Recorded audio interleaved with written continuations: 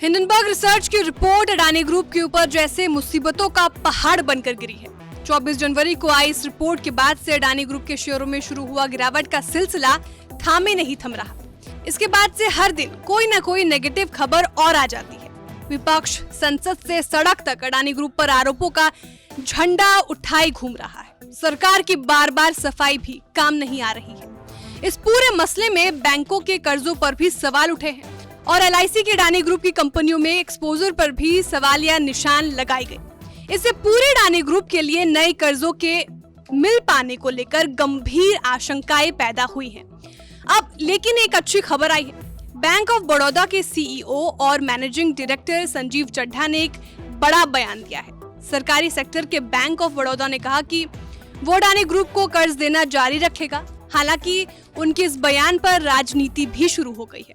Bank of Baroda के CEO Sanjeev Chadha ने कहा कि हालांकि अडानी ग्रुप को कर्जों के लिए बैंक के अंडरराइटिंग स्टैंडर्ड को पूरा करना होगा, यानी कि बैंक ऑफ बड़ौदा के नियमों और शर्तों के मुताबिक ही अडानी ग्रुप को कर्ज मिल पाएगा। ब्लूमबर्ग की रिपोर्ट के मुताबिक बैंक ऑफ बड़ौदा के संजीव चड्ढा ने कहा कि उन्हें अडानी ग्रुप के शेयरों में चल रहे उतार चढ़ाव में कोई फर्क नहीं पड़ता।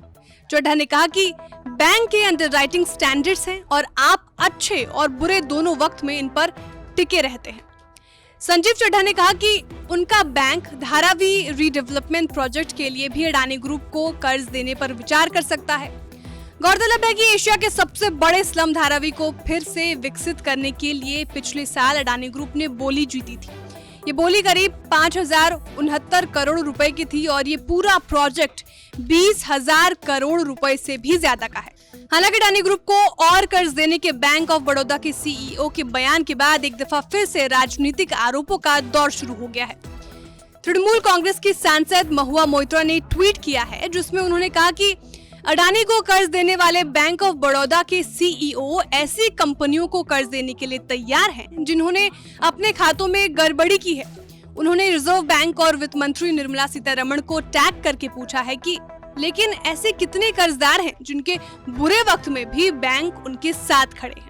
मंगलवार को बैंक ऑफ बड़ौदा के शेयर दोपहर में 2.10% गिरकर 160.75 रुपए पर कारोबार कर रहे थे। पिछले एक महीने में बैंक ऑफ बड़ौदा के शेयर 11% गिरे हैं। इसी महीने बैंक ऑफ बड़ौदा ने कहा था कि अडानी ग्रुप में उसके एक्सपोजर को लेकर बैंक को कोई चिंता नहीं है। दिसंबर तिमाही के अपने नतीजों के ऐलान के वक्त बैंक ऑफ बड़ौदा ने कहा था कि अडानी ग्रुप में उसका एक्सपोजर RBI के लार्ज एक्सपोजर फ्रेमवर्क की लिमिट का 1/4 ही है। बैंक ऑफ बड़ौदा की तरह से ही देश के सबसे बड़े bank state bank of India ने भी कहा है कि अडानी ग्रुप को दिए गए उसके कर्जों को लेकर कोई खतरा नहीं है और उसके कर्ज RBI की तय की गई सीमा के भीतर ही है। इससे पहले फाइनेंस सेक्रेटरी TV सोमनाथन ने भी कहा था कि सरकारी बैंकों या LIC के डिपॉजिटर्स या कस्टमर्स को चिंता करने की कोई बात नहीं है। कुल मिलाकर ऐसे वक्त में जबकि अडानी ग्रुप एक बड़ी क्राइसिस के दौर में फंसा हुआ है, बैंक ऑफ बड़ौदा के CEO का बयान ग्रुप के लिए एक बड़ी राहत की बात है। हालांकि ऐसे किसी भी नए कर्ज को कड़ी मॉनिटरिंग से जरूर गुजरना पड़ेगा। Bureau report, बिस्ताक।